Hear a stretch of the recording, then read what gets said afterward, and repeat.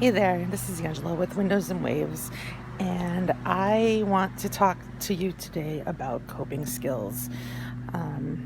Everybody has their own, I know I do, but I thought I'd address a few that I have heard people talk about, as well as some of the things that I've done. So, first, I'll start with my story.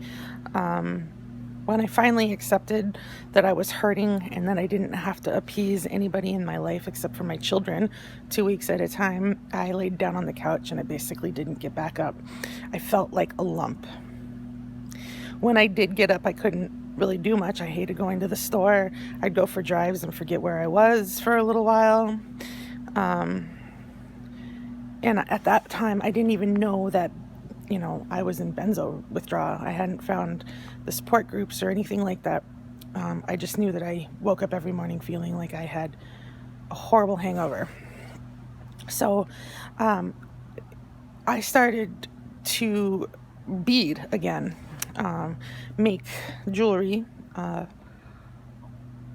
that was great for a while until the tremor really started to flare up and I couldn't get the beads on the needle anymore, which made me really sad. But then I decided I was going to start refinishing kind of crappy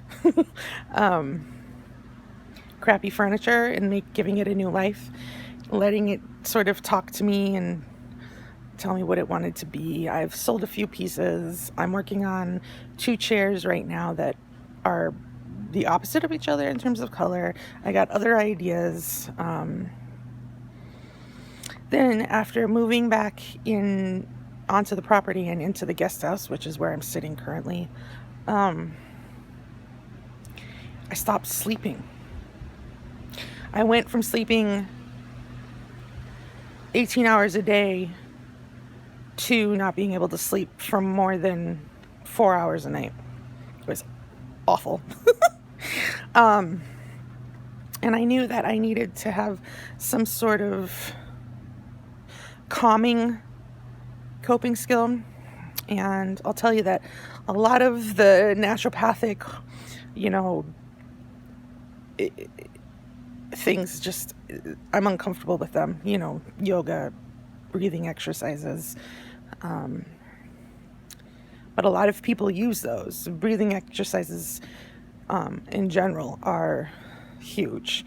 I know that they can bring your heart rate down, they can clear your head, but what did work or does work for me is guided meditation. I've found a couple great channels on YouTube with segments that are over an hour. And I'll just plug my phone in and put those on and try to follow the meditation as closely as possible. Mostly because if I'm not going to sleep, at least I'm going to fully relax and let my brain go to the places it needs to. During the day, when I start to get frustrated with my kids or the other people in my life, I will smoke, make sure I get a little of that THC, and I love music, particularly older 90s hip hop, showing my age, and just things with a really good beat. And I'll lay down on my bed and I'll think about what is making it so hard for me to either sleep or deal, or why is my body hurting,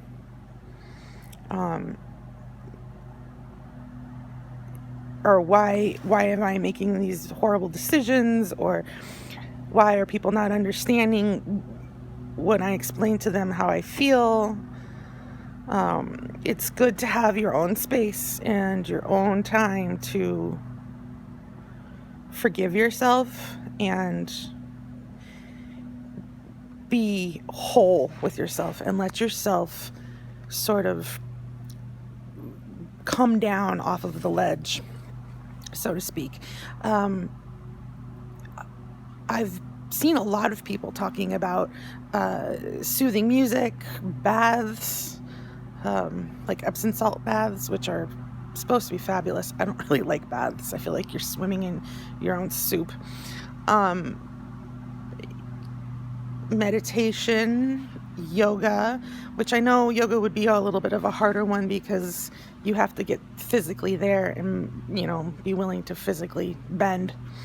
I do CrossFit, but I didn't start doing that until 18 months. And I'll tell you what, I love it, but sometimes it pushes me to the point of falling into a wave. It actually just happened on Tuesday. It was a great workout. I loved it. It's hard. But the next day I could barely move. I was miserable. And it wasn't the kind of pain that comes from working your muscles. It was the kind of pain that comes from going cold turkey off of Klonopin. And so I've done a lot of things in the past few days to make myself feel better. And one big one is doing yard work. It's something that me and my ex-husband actually share in common. We like being in the yard and cultivating our space to the point of basically what we consider perfection. So I've been planting seeds for next year and mucking out